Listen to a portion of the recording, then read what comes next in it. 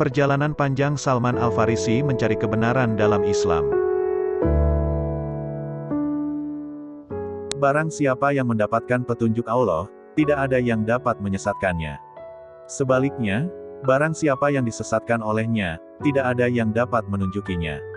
Demikianlah penggalan ayat yang kiranya sesuai dengan kisah yang terjadi pada salah seorang sahabat Nabi Muhammad, Salman Al-Farisi. Pencarian panjang Salman untuk menemukan kebenaran telah melewati perjalanan yang berliku. Hingga akhirnya, ia menemukan kebenaran yang dibawa oleh Nabi Muhammad, yang membuatnya memeluk Islam.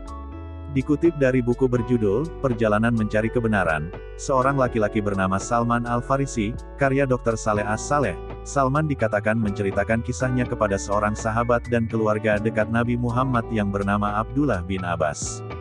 Abdullah kemudian menceritakan kisah seorang Salman itu kepada yang lainnya. Salman adalah seorang sahabat Nabi yang berasal dari bangsa Persia, yaitu dari sebuah desa bernama Jayun di kota Isfahan. Ayahnya adalah seorang kepala desa. Karena sikap baiknya kepada sang ayah, Salman dipercaya ayahnya untuk mengawasi api yang dia nyalakan. Demikianlah, ayah Salman adalah seorang majusi yang menyembah api. Suatu hari, ayahnya memintanya untuk pergi ke tanah miliknya dan memenuhi beberapa tugas yang dia inginkan.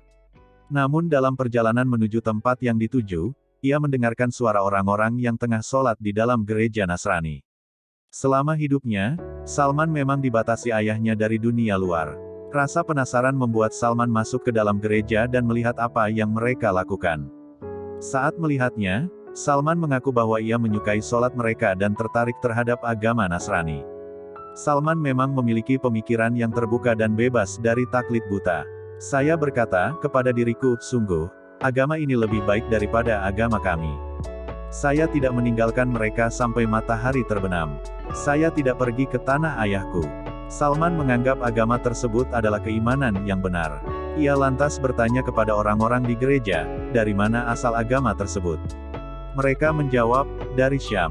Negara Syam saat dikenal termasuk 4 negara, yaitu Suriah, Yordania, Palestina, dan Lebanon. Salman tetap mengingat ayahnya dan kembali, setelah ayahnya mengirim seseorang untuk mencarinya. Ia lantas menceritakan apa yang dialaminya dan termasuk ketertarikannya kepada agama Nasrani itu. Sang ayah lantas menegaskan, bahwa tidak ada kebaikan pada agama Nasrani. Sang ayah bersikeras bahwa agama Majusi adalah agama nenek moyangnya yang lebih baik. Namun, Salman menegaskan, bahwa agama Nasrani itu lebih baik dari Majusi. Karena pendiriannya itu, ayahnya kemudian mengancamnya dan merantai kedua kakinya serta memenjarakan di rumahnya. Namun, hal itu tak lantas menyurutkan langkah Salman untuk melanjutkan pencariannya akan kebenaran. Ia lantas mengirimkan pesan kepada kaum Nasrani dan meminta mereka memberi kabar jika ada pedagang Nasrani datang dari Syam. Ia juga meminta orang Nasrani untuk mengabarinya kapan rombongan dari Syam itu kembali ke negerinya. Setelah rombongan itu bersiap kembali ke Syam, Salman lantas melepaskan rantai dari kakinya dan mengikuti rombongan itu sampai tiba di Syam. Saat di Syam, ia bertanya dan mencari sosok yang paling alim di antara orang dari agama mereka. Mereka kemudian menunjuk pada seorang pendeta di dalam gereja. Salman kemudian mendatangi sang pendeta dan berkata bahwa ia menyukai agama Nasrani dan akan berkhidmah di gereja. Namun, Salman menemukan sesuatu yang buruk dari pendeta itu. Salman bercerita, bahwa pendeta itu memerintahkan kaumnya untuk membayar sedekah. Namun, ia hanya menyimpannya bagi dirinya sendiri dan tidak memberikannya kepada orang-orang miskin. Salman yang membenci perbuatan sang pendeta. Hingga akhirnya sang pendeta meninggal, ia membuka keburukannya kepada kaumnya dan menunjukkan harta simpanan berupa 7 guci emas dan perak yang disembunyikan sang pendeta. Kaumnya lantas enggan menguburkan sang pendeta dan mencaci makinya. Namun sebelum sang pendeta meninggal, Salman bertanya dan meminta wasiat siapa yang akan diikutinya setelah pendeta itu tiada. Sang pendeta kemudian menunjuk kepada seorang laki-laki di Musil, kota besar di barat laut Irak. Salman pun mendatanginya dan tinggal bersama dengan orang yang berpegang pada ajaran Nasrani seperti pendeta sebelumnya. Ketika ajal mendatangi laki-laki itu, Salman kemudian meminta kepadanya wasiat untuk mengikuti orang lain yang berada di atas agama yang sama. Laki-laki itu kemudian menunjuk pada seorang laki-laki di Nasibin, sebuah kota di tengah perjalanan antara Musil dan Syam, bernama Fulan bin Fulan. Hal serupa kembali terjadi. Sosok yang diikuti juga meninggal, setelah Salman mengikutinya beberapa waktu. Wasiat yang sama lantas diminta Salman kepadanya sebelum ajal menghampiri. Laki-laki itu mewasiatkan Salman untuk bergabung dengan seseorang di Amuria, sebuah kota yang merupakan bagian dari wilayah timur Kekaisaran Romawi. Setelah mendatang orang yang dimaksud, Salman kemudian bekerja dan mendapatkan beberapa ekor sapi dan seekor kambing. Ajal mendekati laki-laki Amuriyah tersebut. Salman pun mengulang permintaannya. Namun, kali ini jawabannya berbeda. Laki-laki itu berkata, "Wahai anakku, saya tidak mengenal seorang pun yang berpegang pada perkara agama yang sama dengan kita. Namun, seorang nabi akan datang pada masa kehidupanmu, dan nabi ini berada pada agama yang sama dengan agama Ibrahim." Seperti yang terkandung dalam QS Al-Baqarah ayat 132, Nabi Ibrahim mewasiatkan ucapan kepada anak-anaknya untuk tidak mati kecuali dalam memeluk agama Islam. Ibrahim menikahi Sarah dan Hajar. Keturunannya dari perkawinannya dengan Sarah adalah Ishak, Yakub, Daud, Sulaiman, Musa dan Isa alaihissalam. Sedangkan keturunannya dari perkawinannya dengan Hajar adalah Ismail dan Muhammad. Ismail dibesarkan di Makkah, Arab Saudi, dan Muhammad adalah keturunannya. Laki-laki itu menggambarkan Nabi Muhammad SAW. Dia akan diutus dengan agama yang sama dengan agama Ibrahim. Dia akan datang di negeri Arab dan akan hijrah ke wilayah antara dua wilayah yang dipenuhi oleh batu-batu hitam seolah telah terbakar api. Ada pohon-pohon kurma tersebar di tengah-tengah kedua tanah ini. Dia dapat dikenali dengan tanda-tanda tertentu. Dia akan menerima dan makan dari makanan yang diberikan sebagai hadiah, tetapi tidak akan makan dari sedekah. Stempel kenabian akan berada di antara pundaknya. Jika engkau dapat pindah ke negeri itu, maka lakukanlah. Suatu hari, beberapa pedagang dari Bani Kal melewatinya. Salman lantas meminta mereka untuk membawanya ke negeri Arab dan sebagai gantinya ia akan memberikan sapi-sapi dan kambing yang dimilikinya. Namun ketika mereka mendekati Wadi Al-Qura, dekat dengan Madinah, mereka menjualnya sebagai budak kepada seorang Yahudi.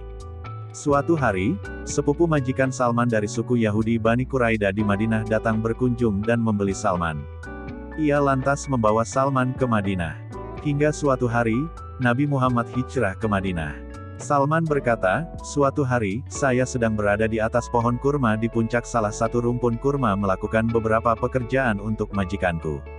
Saudara sepupunya datang kepadanya dan berdiri di hadapannya, majikan Salman sedang duduk, dan berkata, 'Celaka Bani Kilah, orang-orang dari suku Kilah, mereka berkumpul di Kuba 16 di sekitar seorang laki-laki yang datang hari ini dari Makkah mengatakan dirinya sebagai seorang nabi.' Saya bergetar hebat ketika mendengarnya hingga saya khawatir saya akan jatuh menimpa majikanku. Saya turun dan berkata, 'Apa yang engkau katakan? Apa yang engkau katakan?' Majikanku menjadi marah dan memukulku dengan pukulan yang kuat seraya berkata, 'Apa urusanmu mengenai ini?